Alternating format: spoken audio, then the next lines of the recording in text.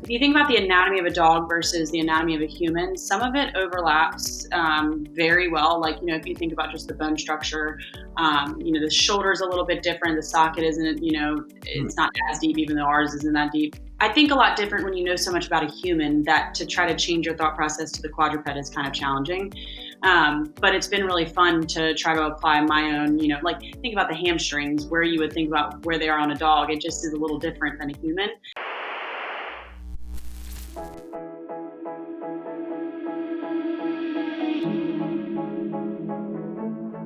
Before we really get into the meat and potatoes of the episode, can you kind of talk about some of the roles that you hold? I'm in the process of getting my CCRP, which is Certified Canine Rehabilitation Practitioner, so that I can start doing some PT on dogs. And I guess that includes, cats, and Equine is a separate certification, but I'm just working on my dog. So That's nice. Yeah, let's talk more about the canine certification process. So you said the CCRP is Certified Canine Rehab Practitioner. Is that close? Yeah, so I'm doing my certification through the University of Tennessee, which I think has switched a couple times name-wise, but I think it's through VAHL. It's a global program. It's a hybrid program, so a lot of it was done online on modules, and then I had to go to Knoxville, Tennessee, to the actual campus, and I did an in-person lab. It was about 4 days. It was, really intensive. I learned a ton. And then the last part of this is now case studies and my internship. So basically just getting that hands-on experience. So that's one program, but there's also other programs, and it's a little different in the sense that the letters after your name are a little bit different. I think the one from CRI, which is Canine Rehab Institute, I think it's like CCRT maybe. And then there's also one through NC State, and it's different. I think it's CCAT. I'm not sure exactly what the letters are, but I went with University of Tennessee. I knew a couple people that went through that program, and they enjoyed it. So that's what I did. Oh, nice. Isn't the University of Tennessee, isn't their mascot a dog? Good question. I don't know. It might be. Yeah. Oh, with like floppy ears. I'm like seeing it in my head. Oh yeah, it might be actually. That's funny. Yeah, they have a really good vet program, a really nice facility. So it was really nice to go out there and get some really good hands-on experience with some of the like really good vets out there. So Nice. It's kind of really funny with like animal therapy, because when you think of like teaching and like the curriculum, you're having your professors kind of talk to the class, and then you're like, oh yeah, all right, so this makes sense, and you kind of ask them, oh, can you like demonstrate how to do this? And then they're like, oh yeah, just we can practice on me. So how is that? What are like some of the differences in terms of like learning material and like processing material for different like learning styles when it comes to like animals? mhm. Somebody like announcing and kind of narrating what to do with the animal, how to like when I think of like animals in movies, like how do they tell the dog to do this or to do that? So it probably takes a lot of like, repetitions and all that. Yeah, it's a lot of it's some of it is behavioral. You have to kind of learn dogs' behaviors and how to kind of approach them. It's funny. I've loved dogs my whole life, and I go into people's houses and I get this comment a lot. Oh my gosh, my dog really likes you. My dog doesn't like many people. And so I think sometimes people just kind of exude that, I love dogs and I probably smell like my dog. And a lot of dogs find that like comforting. The learning style is definitely different. A lot of it was online. If you think about the anatomy of a dog versus the anatomy of a human, some of it overlaps very well. Like, if you think about just the bone structure, the shoulder's a little bit different. The socket isn't, it's not as deep, even though ours isn't that deep. And so if you think about it in that way, it's very similar. But then you talk about something that's in quadruped 24/7. And so learning the way the core works in quadruped and how the elbows work and how the knees work, it is a lot different. I think a lot different when you know so much about a human that to try to change your thought process to the quadruped is kind of challenging. But it's been really fun to try to apply my own, like think about the hamstrings, where you would think about where they are on a dog. It just is a little different than a human. So it's been fun to kind of apply what I know to the dog, but also knowing that I don't know, the dog like vets do. So it's been a really fun process to try to learn some of that. Definitely hard, but it's been good. That's good. So a follow up to that, in your experience working with dogs, do you think that they have like stronger like cores? Because when I think of like holding a plank, and then I think of like a wiener dog, for example, they're holding a plank for their whole life. Is there any like translation with that, or is it just kind of just how they're just the anatomy? Yeah, so it's interesting. There's a different amount of forces that are held through the front end and the hind end. There's definitely difference in like apaxial muscles versus in the core muscles. Mhm. I think their core is definitely strong. A lot of dogs' core is not strong. It's the way they're anatomically designed where yes, you need a strong core, but it's not like we are in a plank position all the time. But I will say this, that a dog is not meant to stand still. A dog is actually meant to be moving. And so some exercises that I do are quite literally standing still and being in that one position and maybe picking up a paw or something to challenge the core a little bit more because it is really important, especially for what you just said. Those dogs, like they definitely need a strong core to support their spine, and yeah. So So what are some of the nuances with I guess like billing with canine therapy? With like yeah. yeah. So a little background: my dog, he as a puppy ended up with what's called elbow dysplasia. I'm sure a lot of people have heard of hip dysplasia. Elbow dysplasia is a little less common, and honestly, it's a little worse because hip dysplasia, you can go have a hip replacement or a total hip removal.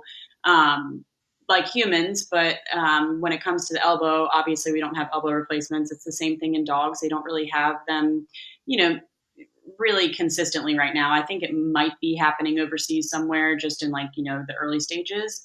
Mm. But the elbow joint is such a weight bearing joint, and so my dog ended up with elbow dysplasia. He had surgery at 8 months, and then he is basically lame almost every day if I'm not really careful about what we do. And he's 2 years old. So he was diagnosed with severe arthritis as a 2 year old. So it's been really tough. He's a lab. He's super high drive, really energetic.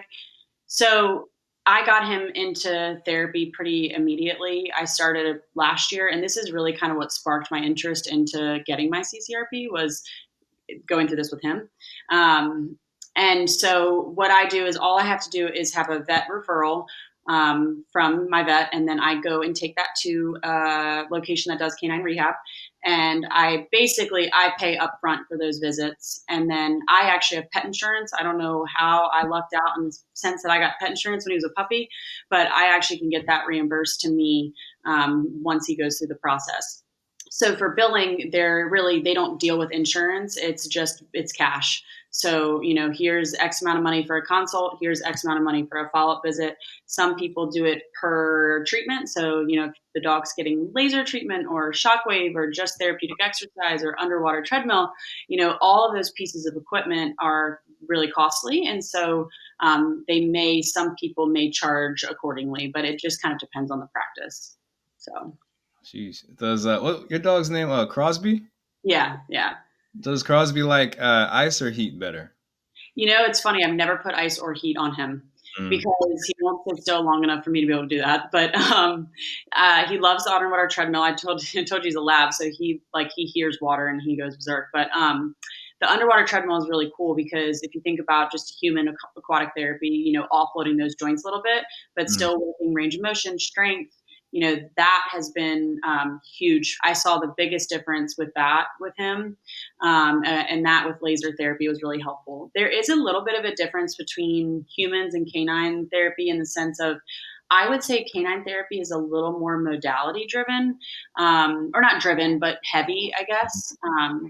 Like I haven't used ultrasound in a very long time, not because I don't believe in it, but just because I don't have access to it in the home. Mm.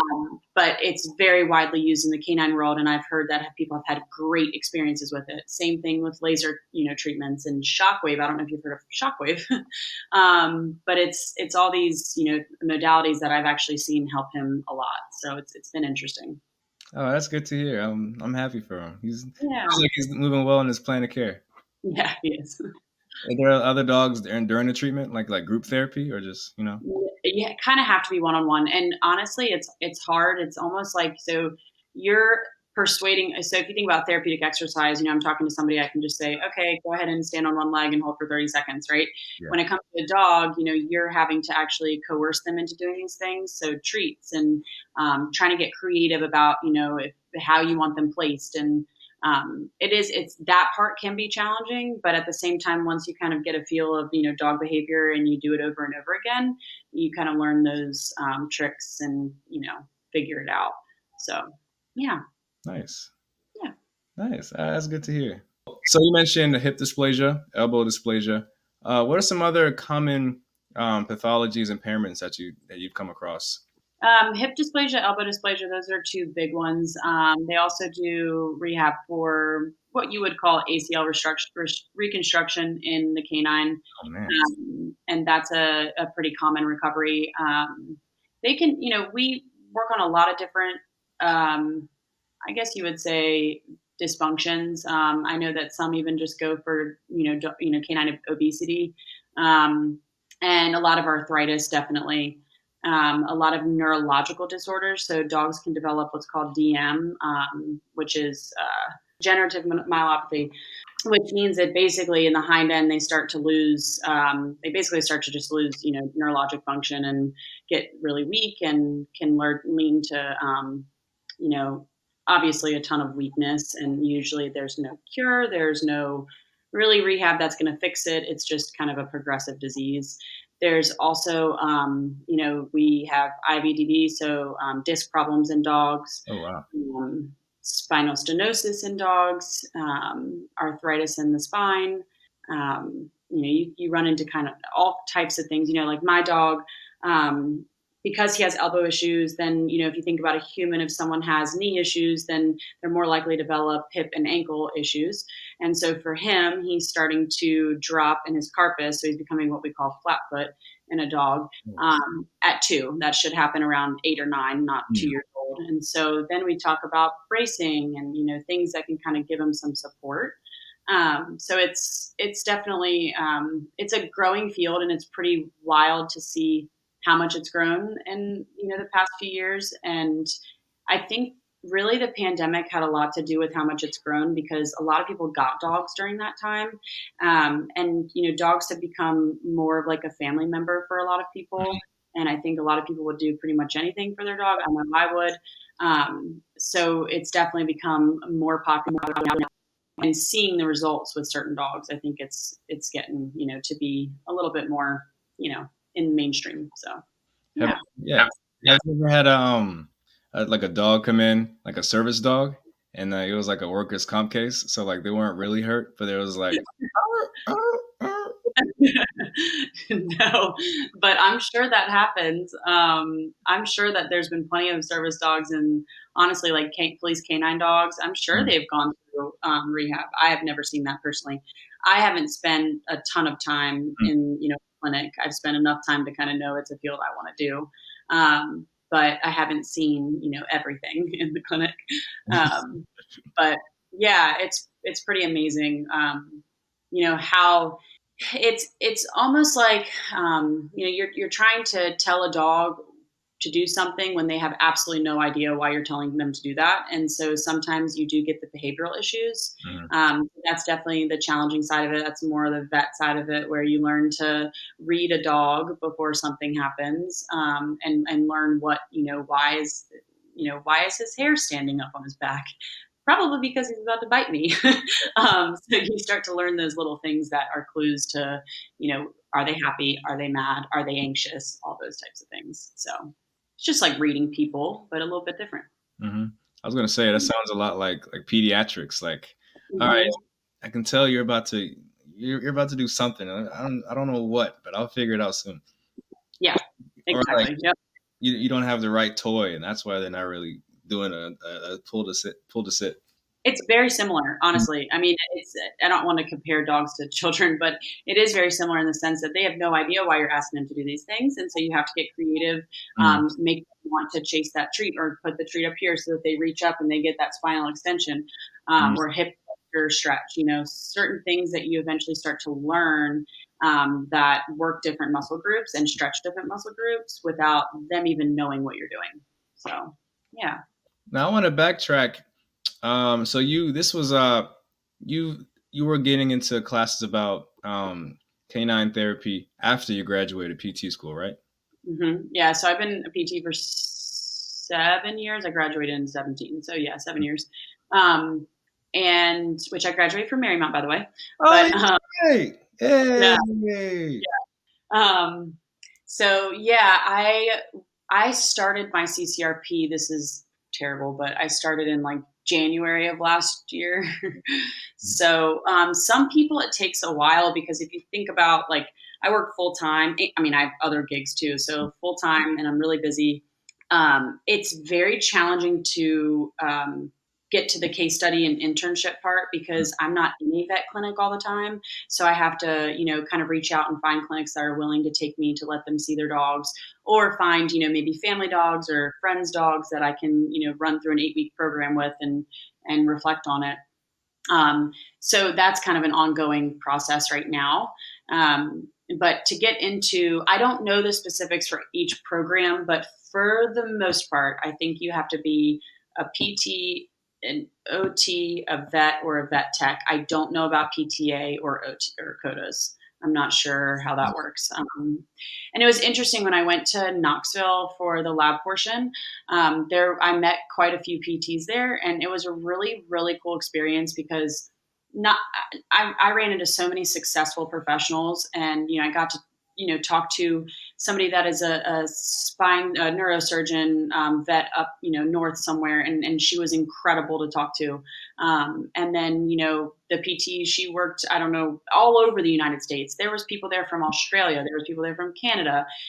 So it was really cool to have that kind of like global outlook on it and see the different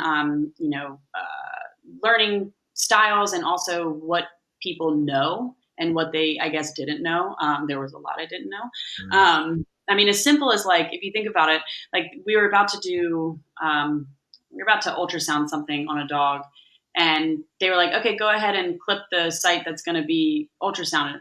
Okay, I've never clipped a dog's fur before, and everyone just looked at me like, "What?" I'm like, "I guess I should volunteer for that." Obviously, it was very easy, but just stuff like that you don't think about. So it was a really cool experience going to Knoxville. I really, really enjoyed it. There was so much that I learned in 4 days. It was long, it was tiring, but I mean, we're all used to that because, PT school. But Part of the process.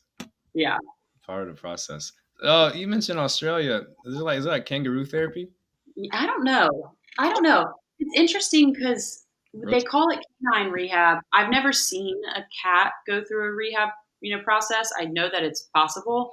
The equine thing is something that I probably would eventually get into as well. I used to ride horses really competitively, Oh yeah, I was going and to so ask about that. Yeah. yeah, I rode for Kansas State's Division I program, so that was fun, and so that is a huge draw to me. But one step at a time, because apparently I can't finish what I'm doing right now in a normal amount of time. So yeah, we'll see if that happens in the future. But yeah, Yeah. How'd you get into Division 1 athlete, let alone equestrian? What was that yeah. process? Growing up, I rode. I I went all over the United States basically, traveling and competing. I rode with a trainer that was about an hour and a half from my house, actually Warrenton. So what would that be, west of DC area? Um, and so I was just always gone. I always think about, growing up and how did I learn time management when I was in PT school? And it was because I was gone all the time in high school. Like pretty much I probably had to get a signature that said I was allowed to graduate because I was gone so much. But I maintained such a high GPA, it was okay. And then Mm. I get to college, and I got an offer to go there. And, you learn time management like crazy. I think I saw in your signature comment you were a D1 athlete as well. Is that true? Yep. Yep. It was Yeah, full time. it's a lot. And it's amazing. I wouldn't ever trade that for the world, but it was a lot. I had a year round sport. So, I'm juggling school, trying to get into PT school, practices, workouts. Oh my goodness, all of it. It was amazing, but wow. So going to PT school, it was like it was really nice because I felt like I was set up for success to really organize my time well. Um, and so yeah, it was fun. I quit after I graduated, and then I got back into it for about a year, 2 years, And then I kind of quit again just because it's a really, number one, expensive sport. And number two, to own a horse is a big responsibility. And so it was just something I kind of phased myself out of. So, yeah. Oh, did the horses like remember you? Like, oh, that's Rachel. I don't, yeah, I think some, like my horse when I was in high school, he definitely knew who I was. It's probably not quite like a dog, but it's very similar. Um, but yeah, the equine rehab is cool. I've never actually seen a whole lot of it, but I know some places have underwater treadmills for horses, so you can imagine like that's really cool. Um, you'd be surprised how much money is in that industry, and so people want their horses to get back to doing what they were doing. And I think it's pretty cool that that's become such a growing field too. It's definitely something I'm interested in the future. So we'll see if that happens. But yeah. Rachel, what is one thing that you would hope that we all took away from this episode? I think not being afraid to try something new and make a change. Canine rehab, that's such a, it's scary to go into a field that's obviously mostly vets and vet techs. And, a lot of the vets that I've talked to, they've really, they've really valued what a PT brings to the table. And so I think along with that is knowing your worth and knowing your value and, trying to give your best at everything you do. So.